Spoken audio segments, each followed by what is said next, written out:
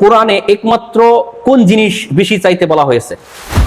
Option ক নূর, খ সম্পদ, গ ইলম, গ বিলায়েত। এলায়েত। বিলায়েত। এলায়েত। বেশি চিন্তা উত্তর দেন ভাই, আপনার জন্য সময় আছে। ইনশাআল্লাহ আমি শেষবারের মতো উত্তর হিসেবে বেছে নিতেছি এল। ইলম। আর ভাববেন না। না, লক করে দেন ইনশাআল্লাহ। কোরআনে একমাত্র কোন জিনিস বেশি চাইতে বলা হয়েছে? আমাদের ভাই উত্তর দিচ্ছে ইলম। আমি দেখতে পাচ্ছি আমাদের ভাইয়ের উত্তরটি সঠিক হয়েছে, আলহামদুলিল্লাহ। আলহামদুলিল্লাহ। সো প্রিয় দর্শক, আমরা আল্লাহ সুবহানাহু ওয়া তাআলার কাছে বেশি বেশি চাবো। কোরআনে চাইতে বলছে, আল্লাহ তাআলা নিজেই চাইতে বলছে ইলম। আমাদের দিলের মধ্যে যদি ইলম থাকে তাহলে আমাদের আমল করা সহজ, আর যদি ইলম না থাকে আমরা আমল করবো কিভাবে? আমরা বুঝবো না কিভাবে আমল করতে যাবে, উল্টা পাল্টা আমল করবো, ঠিক কি না? ঠিক। তো আমাদের উচিত আমরা আল্লাহ তাআলার কাছে বেশি বেশি ইলম নামো। রব্বি জিদনি ইলমা।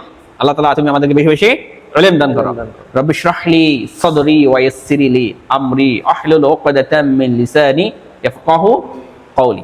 আল্লাহ তাআলার কাছে বেশি বেশি জ্ঞান চাওয়া, যেন আল্লাহ তাআলার মুখে জড়তা এবং আল্লাহ তাআলা বেশি বেশি দিলের মধ্যে ইলম ঢুকে দেয়। ঠিক আছে না ইনশাআল্লাহ? ইনশাআল্লাহ।